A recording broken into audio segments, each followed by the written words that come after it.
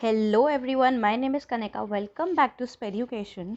And क्योंकि आज Monday है एंड आई हैव डिसाइडेड कि मैं थोड़ा सा डेज़ के अकॉर्डिंग सब्जेक्ट्स चेंज करती रहूँगी। So today I am back with English pedagogy. And आज हम जो इंग्लिश के टॉपिक्स करेंगे वो हमारे डीएड वालों के लिए, डीएलएड वालों के लिए, बीएड वालों के लिए और सारे ही टीचर ट्रेनीज़ के लिए इंपॉर्टेंट हैं। सीटेट एप्लीकेंट्स के लिए भी बहुत इंपॉर्टेंट टॉपिक्स हैं। सीटेट पेपर 1 और 2 की इंग्लिश पेडागोजी का भी ये पार्ट है, बहुत इंपॉर्टेंट। एंड ये पीडीएफ आपको मिल जाएगी टेलीग्राम पर, तो आप वहाँ से डाउनलोड कर सकते हैं। एंड चलिए जल्दी से चलते हैं आज के टॉपिक की तरफ। ये सीरीज़ हम वीक में 1 और 2 डेज़ कंटिन्यू रखेंगे। ठीक है, तो चलते हैं आज के टॉपिक की तरफ, जो कि है लिसनिंग एंड स्पीकिंग।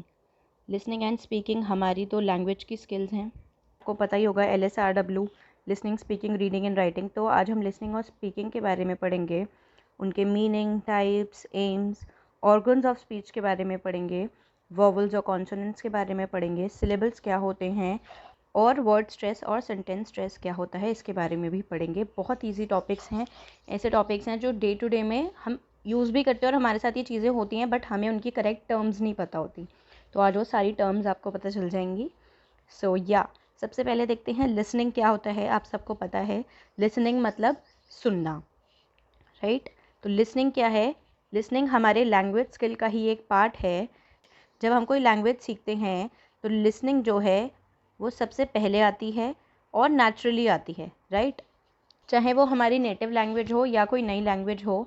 जब आप लैंग्वेज लर्निंग की बात करते हैं या लैंग्वेज एक्विजिशन की बात करते हैं तो सबसे पहला जो स्टेप है वो होता है लिसनिंग। जैसे कोई छोटा बच्चा है, वो भाषा बोलना कैसे सीखता है, कोई भी लैंग्वेज कैसे सीखता है? जब वो अपने घर में लोगों को, बड़ों को वो बोलते हुए सुनता है, राइट? तो सबसे पहले वो सुनता है और उसके बाद उसको बोलने की कोशिश करता है। तो पहला स्टेप है आपका लिसनिंग। लिसनिंग क्या है? Basically it is an oral input. Oral input है मतलब जो ऑडियो के थ्रू, आवाज़ के थ्रू इनपुट मतलब आपके अंदर जा रहा है, राइट?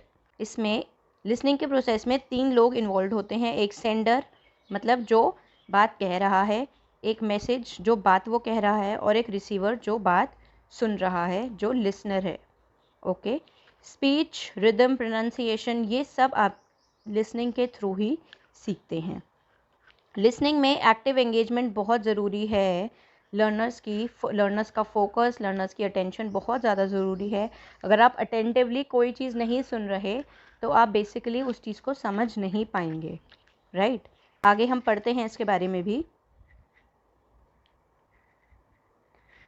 ना लिसनिंग जो है वो 2 टाइप्स की होती हैं। पहली है डिस्क्रिमिनेटिव लिसनिंग और दूसरी है comprehensive listening.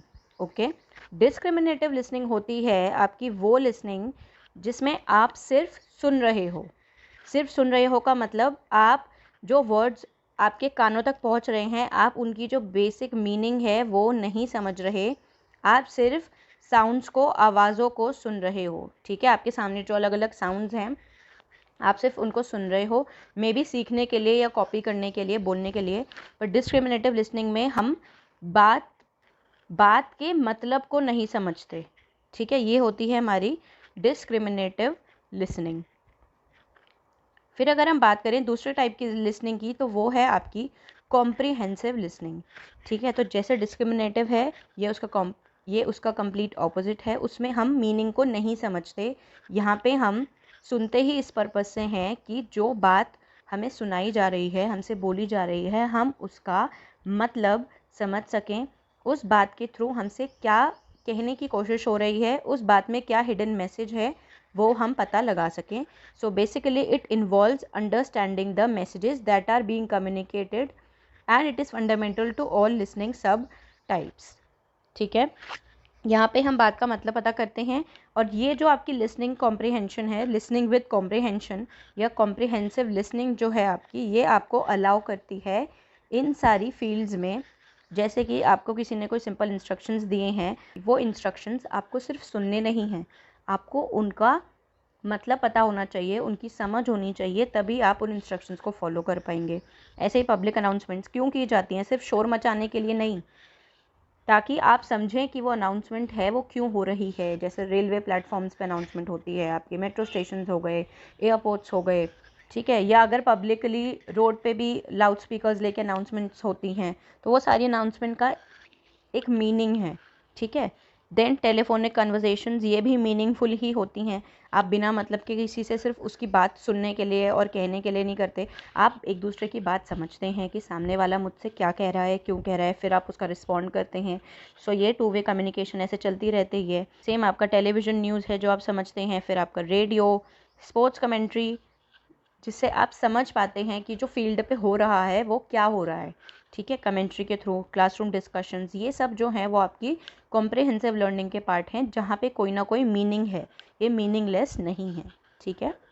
Now there are some aims of listening skills. Listening skills के क्या एम है, हम बच्चे को क्यों सुनाते हैं, बच्चे की लिसनिंग स्किल क्यों डेवलप करते हैं जब हमें बच्चे की लैंग्वेज डेवलप करनी होती है, तो क्योंकि इससे हमारा बच्चा कंसेप्ट्स को समझ पाता है, ठीक है। जो भी नए कंसेप्ट उसको बताए जाएंगे, उसको सुनाए जाएंगे, वो उनका मतलब समझ पाएगा, आइडियाज़, फैक्ट्स, इन सब चीज़ों को समझ पाएगा सिर्फ सुनने से ही, ठीक है। अगर बच्चा ध्यान से सुनेगा तो वो इन चीज़ों को समझ पाएगा।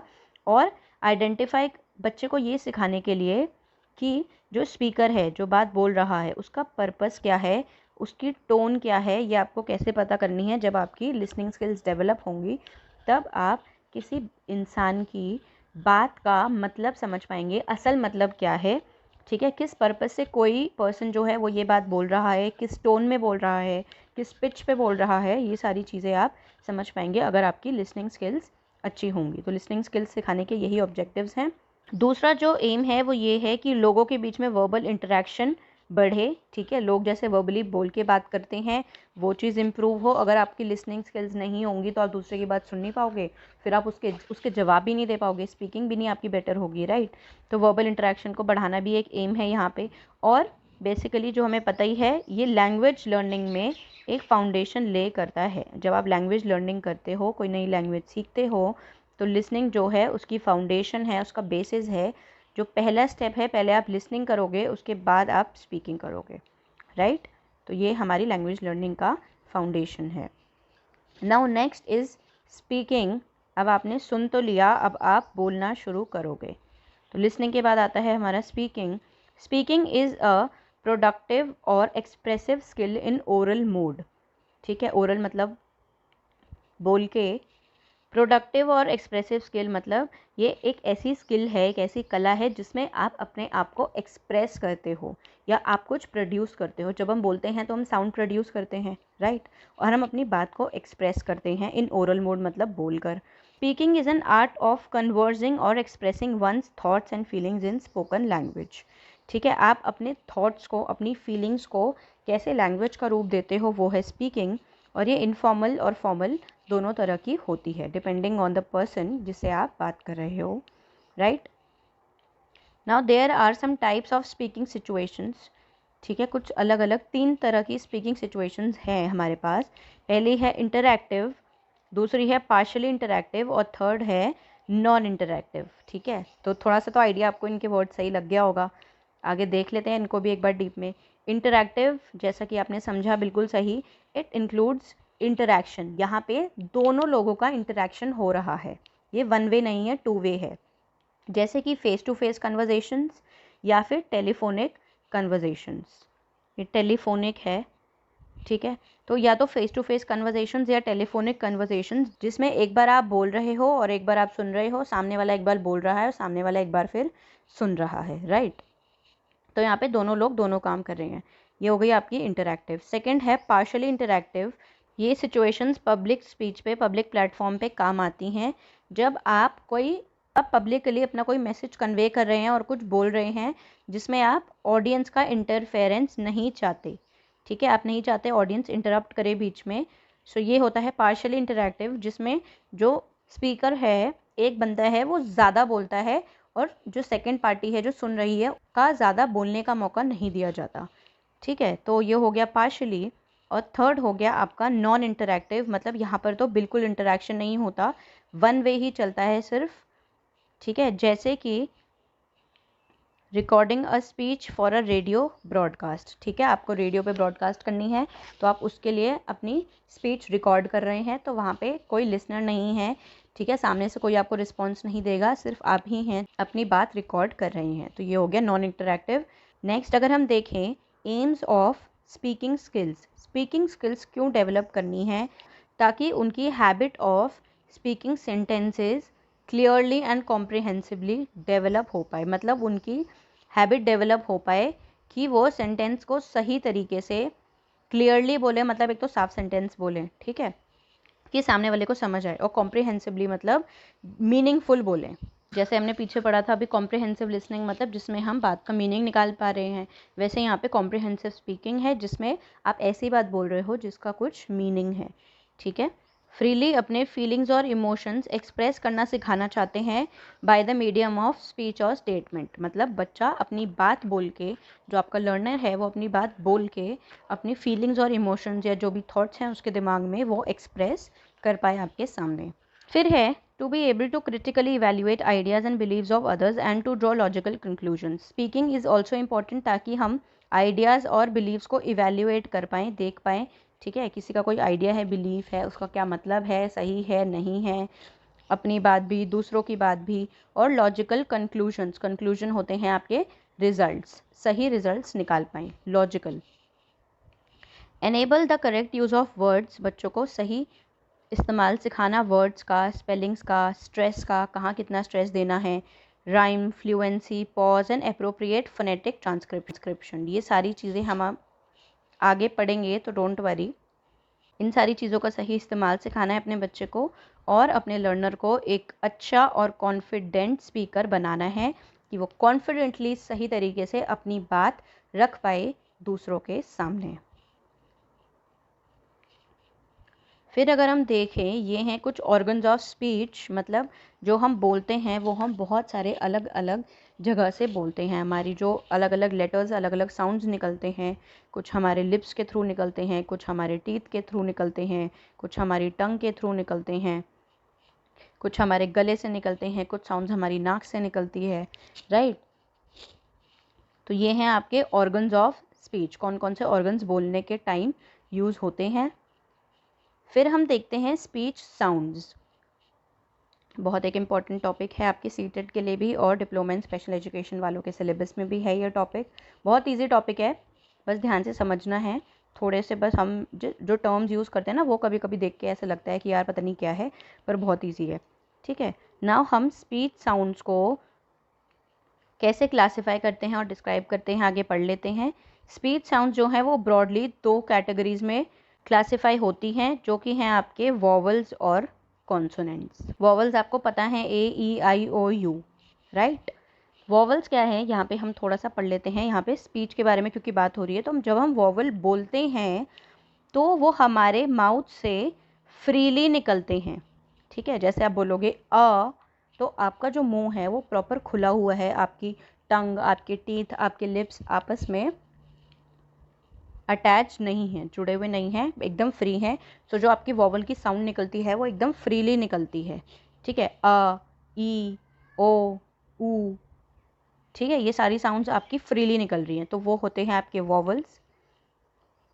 फिर अगर हम बात करें कॉन्सोनेंट्स की, सो कॉन्सोनेंट्स के केस में जब आप बोलते हैं तो जो एयर का पैसेज है, जो एयर पास होती है माउथ से, वो थोड़ा सा या तो क्लोज हो जाता है या नैरो हो जाता है। सो कॉन्सोनेंट्स के केस में आपका जो मुंह है वो थोड़ा सा बंद हो जाता है, और जो एयर का पैसेज है, मतलब जो एयर पास हो रही है आपके मुंह के थ्रू, उसमें एक फ्रिक्शन टाइप होता है।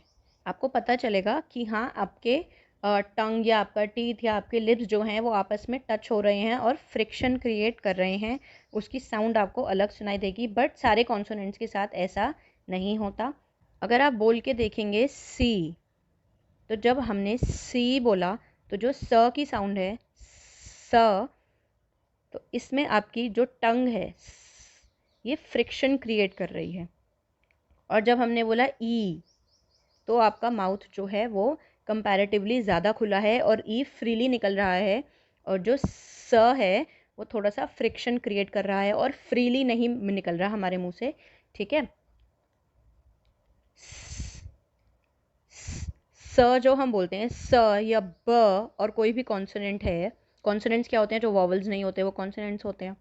तो और कोई भी जो कॉन्सोनेंट है ब, ड, स, ट, इनमें एक अलग सी फ्रिक्शनल साउंड है। अगर आप ध्यान से सुनेंगे तो हल्की सी फ्रिक्शन ये क्रिएट करते हैं और जो वॉवल साउंड्स हैं वो ओपनली निकलती हैं। सो ये हैं आपके वॉवल्स और कॉन्सोनेंट्स, आपको पता ही होंगे। वॉवल्स होते हैं आपके ए, ई, आई, ओ, यू। कॉन्सोनेंट्स होते हैं आपके इनके अलावा बाकी सब। ठीक है, सो ये हो गई आपकी वॉवल्स और कॉन्सोनेंट्स की बात। अब हम पढ़ते हैं सिलेबल के बारे में। सिलेबल क्या होता है हमें पता होता है और हम इसे यूज़ भी करते हैं, पर हम इसकी टर्म शायद इतनी यूज़ नहीं करते, इसीलिए हमें लगता है कि पता नहीं क्या है। पर सिलेबल बेसिकली होता क्या है, जब हम किसी वर्ड को तोड़ के बोल सकते हैं, ठीक है, तो आप उसको जितनी बार तोड़ सकते हो वो हो गया आपका सिलेबल। जैसे कि तोड़ना इन द सेंस, जैसे कि एक ये वर्ड है आपके पास कुक, अगर हम इसको बोलना चाहें 2 बारी में कुक, तो ये मीनिंगफुल नहीं है, ये 1 सिलेबल है, मतलब आपको इसको एक साथ ही बोलना होगा कुक।